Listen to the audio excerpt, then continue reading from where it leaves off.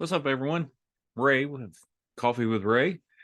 Today is the last day of the week, if my memory serves me correctly. And today will be one of my business in the Bible kind of conversations. We're going to talk a little bit more about the business side of it today, and then I'm going to do a second part of this and do some Bible relation. But what I want to talk to mainly about today is something that one of my personal struggles is, and I know a lot of people struggle with it, especially in business or in sales, is called reluctancy. I don't even think you have to be in sales to have call reluctance. And it's just you is the overwhelming fear of rejection. The rejection model to say, hey, if I call this person and they don't like me personally and all this good stuff. So, and really, if you sit down and start really talking it over with yourself, you understand how silly it is that, let's just say you're a realtor and you have a list of people who had at one time or another asked for a realtor's advice to sell a home, and you don't want to call them because you fear that you would be rejected by them to sell their home, and you have everything in common with them because you sell homes and they have a desire to. The personal connection is everything, and you're going to start seeing the lines between call reluctance and the fear or reluctance to share your faith or even share the gospel, which we are commanded to do if we're born again believers. But in the business world, in the sales environment, the reason why you wouldn't want to pick up the phone or go knock on that door or stand in that place of cold outreach, and it might be warm. Some people don't like calling warm leads. They try to find a way to disqualify the conversation. So there is thousands of books, thousands of podcasts, thousands of different trainers and of how to open the phone call and how to do this. But really the root cause in a lot of this, and I'm not an expert. I just have had these same problems, and I just made a little list of what was the reason for me not wanting to get up on that phone and or have that connection or that meeting. And the first part of it would be as I felt as if I would be an interruption. And that is a generational thing. I believe there's been generations where it was okay for a child or something to speak and all that, but I did still grow up in the one where, when adults were talking, you didn't, speak, and you had your moments where you were allowed to communicate. And I think some people do really well with that. They kind of grow out of it and understand it was a season, and other people maybe get crushed by it because, let's just say, you had a parent or an adult in your life that maybe couldn't control their emotions or couldn't, maybe communicate with you certain things, and they were maybe harsh when you tried to speak up or you tried to advocate for yourself. So that would have left this little note in the back of your head where I can't be a burden. I can't be a nuisance. So what that happens now is that you're in a job that, or you're in a business or career that you have to call on people, and you have this ingrained rule or this management system behind your head saying, hey, you can't be an interruption.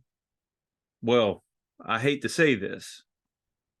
We all hit the mute button or don't answer emails and all that stuff, but we have, if you're job, if you are in sales or you are in a solo entrepreneur where you're the HR, sales, and production of your business, you have to get over the interrupting somebody.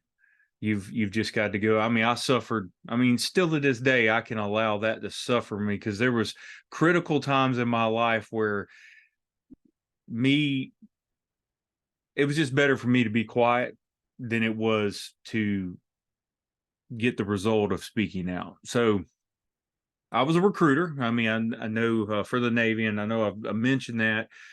And I by no means was I the best of the best. I had my fair share of disappointments and fair share of troubles and call reluctance, and it had nothing to do with the job. Once I got seated with someone and I got to build that rapport and all that stuff, I loved it, because I got to help someone kind of peel back the onion of what they wanted to do with their life.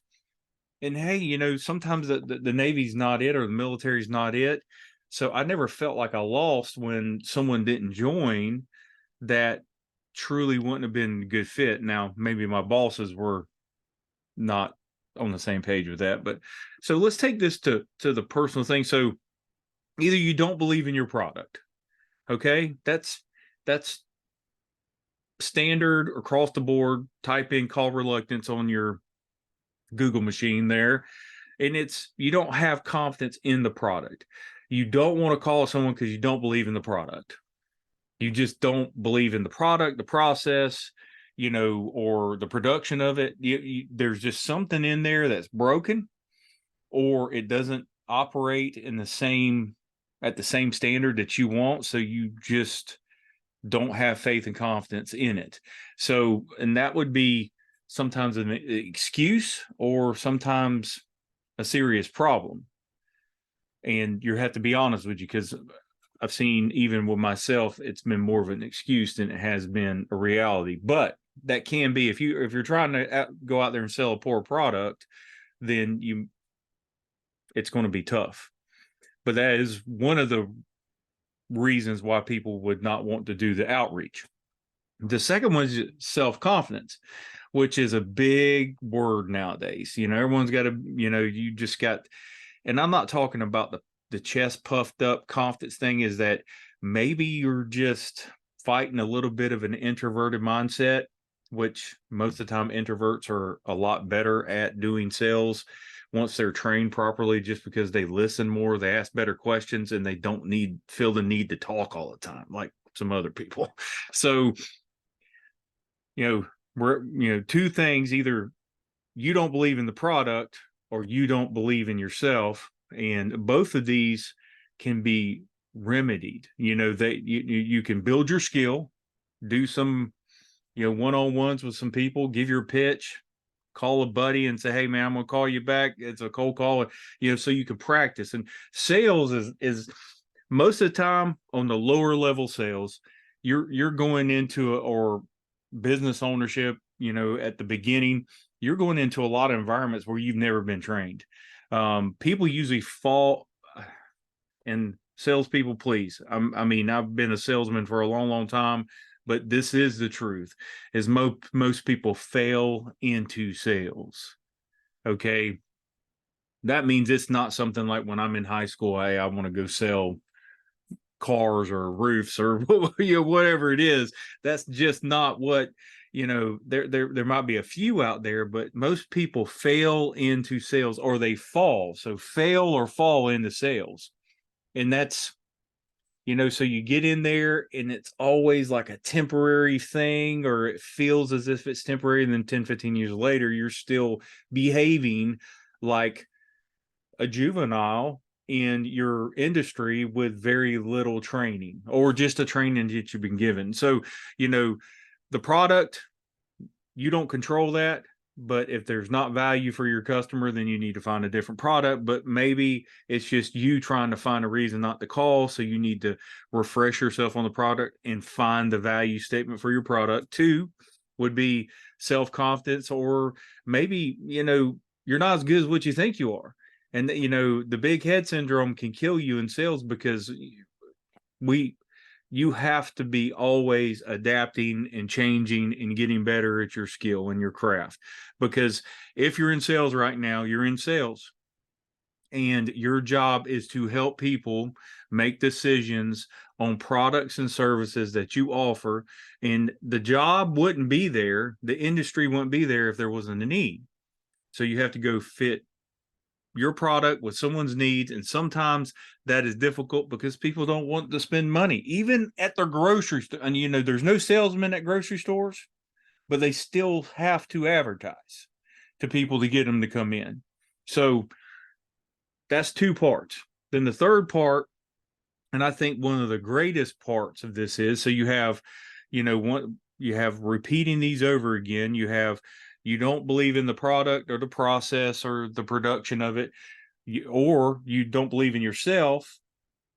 Or number three, and I kind of alluded to this, is that you're not in. You're not sold out. You don't truly believe this is what you're supposed to be doing. And when that happens, there is no amount of training and no product is out there. You can go to 50 different sales jobs and you're still going to have the same problem. You're not going to want to engage with the customer because you don't believe you should be there. And sometimes this is either you reduce yourself, is like, well, I'm not good enough to do this, or you've overinflated yourself. And I think it's a 50-50 split. You know, I've been in a couple different car lots, sold for myself, that sold in different companies, in a sales position now. And I would say that, man, it is really a 50-50 split. 50% of the people are going to say, hey, I'm as good as it gets, and there's not a lot that I can learn. But they struggle with a consistent call reluctancy, no matter what. I mean, a lot of people, especially if they haven't taken the model, and here's where yourself and your product gets neutralized. The professional makes it work. And if you're in this situation and you can't make these two things work, then you need to be honest with yourself, and you need to resign, go find a job that doesn't require you to have to sell. The industry, the sales industry, because now sales is more of a profession where that you could, you'll meet salespeople that have been in 5 or 6 different industries, and they're very good, and they can continue to be good no matter what industry. Some people, I mean, and the people who decide that they want to be there are the ones who always make the money. It doesn't matter what the culture, the climate, it just, the product, the process, the product. I mean, all these things don't matter anymore because they believe they're the professional. There's money to be made here, and they're taking that serious. So with these 3 things, you have, number one, you've got to know your product. And I don't think being like a technical expert in your product is something that is 100% required unless you're in the production of it. A lot of sales organizations, the salesman will be sales, production, and all this stuff. And sometimes that dilutes the ability for the salesman, because a salesman that sees too much negative in the process, and they are on that 50% to say that they, I'm not good enough. It's like, man, how can I outsell the discrepancies? Not just sell the product, outsell the discrepancies of process. Because there's a discrepancy in every process. There's always going to be negative. There's, like I said, you're going to have to toil at this, and there's going to be wins, but man, it's always going to be complicated. So to close up today, there's the 3 things that we can identify that if you're in a sales job right now, if you are selling a product to a customer, and you find it hard to consistently, I'm not talking about doing 3 or 4 contacts or meetings a week. I'm talking consistency.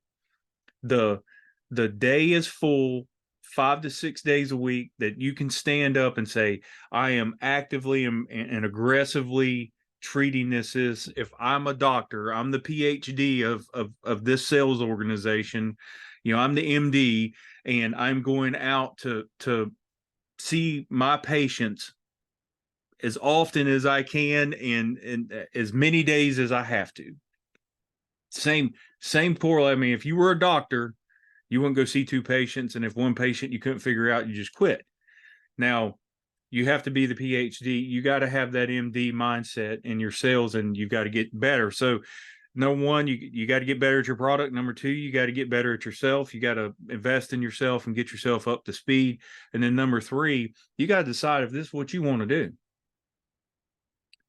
So how does this relate to, as a Ray? Well, you've kind of told me things I already know, but I'm calling you on the tape. I'm calling, if you're a salesman, not an owner, whatever.